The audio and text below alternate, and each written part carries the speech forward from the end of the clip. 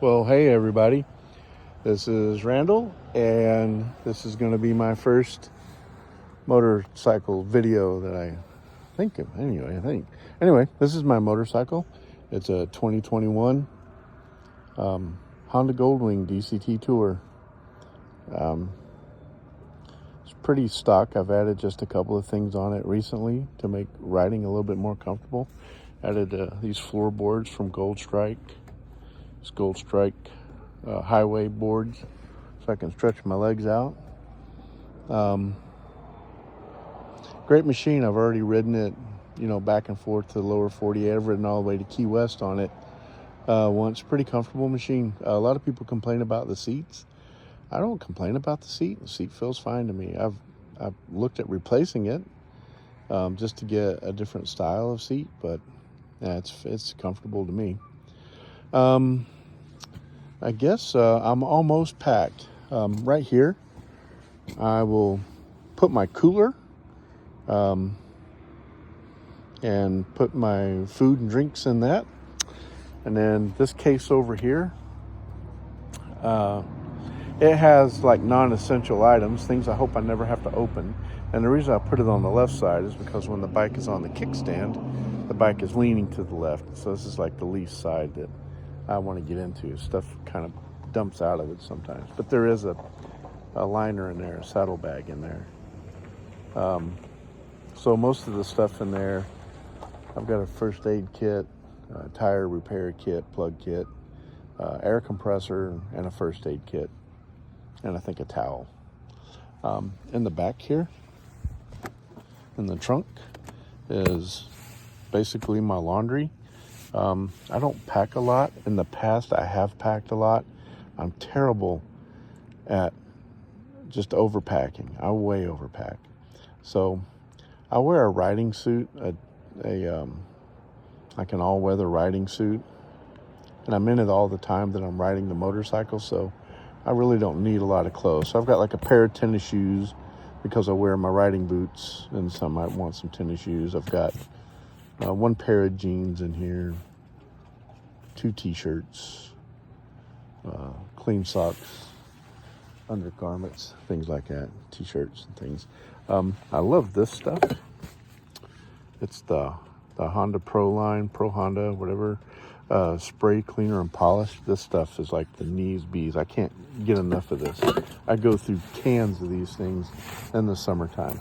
And these terry cloths, I have a ton of those.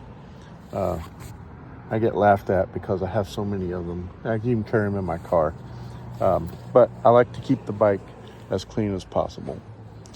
What else have I done to it? I added the Gold Strike lighting kit, which is actually pretty neat. You can control it with the phone. You can see it powering up there. And so it lights up. And another neat thing about it, it's the Gold Strike shock and all. When you hit the brakes, the whole bike just turns red, right? I like that. And then when you use the turn signals, the little things down here blink along with the turn signals. It gives you visibility, right? So that's good. Now I really don't have much to complain about this bike. I've been riding a long time, and the first bike I ever rode across country back in the 80s was a 1982 Nighthawk 650. I bought it on layaway at a Jim's Honda in Johnson City, Tennessee. Rode it to California and back a couple of times. And I think I ended up getting a Ninja 600 and then a Yamaha FZ 700. I had 2 of those. An 89 FZR 1000. Liked it. But all of those bikes I toured across the country, none of them were bikes that were made for touring across the country. So I've got no complaints with this bike. I traded a Harley Davidson Ultra Limited. It was a 2017 Ultra Limited. Loved the bike. And sometimes people ask which one I like the best. And for me, it's 6 one way, half a dozen another. I'm not a brand person, not really. I just go with whatever I think happens to be dependable. So far, this has been fairly dependable. I've only had one problem with it, and I can get into that later, maybe when I'm riding. You might have noticed that I have tape here. That's called track tape, right? Track armor. So if you have a car, a daily driver, that you take to the racetrack, and you just want to run it around the racetrack one day, you want to put this tape on there. It's not real sticky. It's not going to rip the paint off or leave anything on the bike when you go to take it off. But it'll protect the paint and the leading edges against some small rocks. It's not expensive stuff. I bought this roll right here. It's 100 feet long by 6 inches wide. Just take a pair of scissors, cut off what you need, stick it on. Like I said, it's not real sticky. I expect the rain to blow most of it off, and I'll have to reapply it. That's why I bought 100 feet of it, because I'm going to run into a lot of rain this year. Get the feeling though, I will. You know, riding up and down the Alcan, you're going to get rocks. It's just inevitable. There's a lot of construction zones, and in those construction zones, you will get rocks thrown at you by big trucks. It's not anything personal, you know, but it just does happen. So I like to be just a little bit prepared. I've never riding the Alcan and driving the Alcan, and I've driven it probably 30, 40 times now, maybe even more than 40 times. And only one time did I have a mechanical issue. On a 1980 Jeep CJ5 that I built, I had a mechanical issue on, like, I don't know, the 5th or 6th time I drove it up the Alcan. I fixed it in a hotel parking lot. It wasn't that big of a deal, but never had a problem. No flat tires, nothing's blown up. And I've driven when it was 40 below zero in January. I've driven in the middle of summer. Actually, I got snowed on last summer in Moonshell Park. There's a lot of good apps that I like to use. I like to use websites anyway. Drive BC and Yukon 511. There's cameras on the road, and you get such good information on traffic, road closures. There's always avalanches, especially in springtime, you know, when you're in the mountains. So like, for instance, right now outside of Fort Nelson's, there's been a road closure, I'm guessing for about a month because of forest fires. And that's a real threat. Last year, I skirted along a forest fire and beat it before they closed the road down. So I was fortunate to get past it. I've just got to be prepared for all that. Oh, another modification I did for this, I got the Healy bars, right? I didn't think it would make that big of a difference. There's a cover that goes over this, and you're supposed to cut it to fit it back over here, but I didn't want to cut it.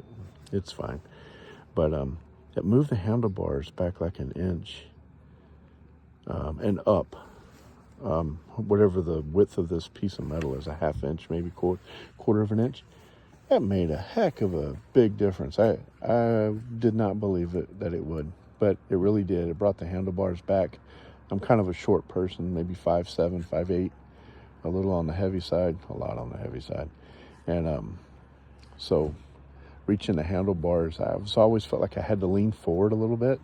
So now, you know, I adjusted my seat back backwards, and I can reach the handlebars sitting straight up, and I don't have to really lean forward for anything. When you're packing to go for a drive on, like to drive the Alcan or ride the Alcan, I think it's important to prioritize the things that you're going to need. So I know that tomorrow night when I go through the Canadian border, I'm going to need my passport, and that's that. I will need probably my license and registration, obviously, if I get pulled over. So that's in the trunk here. I'll probably end up moving that up here to this bag. I've got Klim riding gloves. Somebody had talked about the riding gloves I saw in a video, and I thought, well, I'll try them. Again, I'm not a branding kind of person. I do believe that you get what you pay for. So I tend to buy the more expensive things. They last a little bit longer, I believe. You know, these Shoei helmets aren't cheap, and I love the helmet, and I love that it's a modular helmet. I'm generally not a modular helmet kind of person, but because they usually have a little bit too much noise in them. But this one's worked out just fine. I've had it for a year now. I think, yeah, I've had it for a year. Anyway, it'll be a good ride. I'm going to ride from here down to, gosh, where am I going? Spring Hill, Florida is the goal. I want to be there. I got to be there on June 7th. I have a reservation there. But on June 9th, I'm going to go to the Motorman's motorcycle class. I've been riding for 41 years now.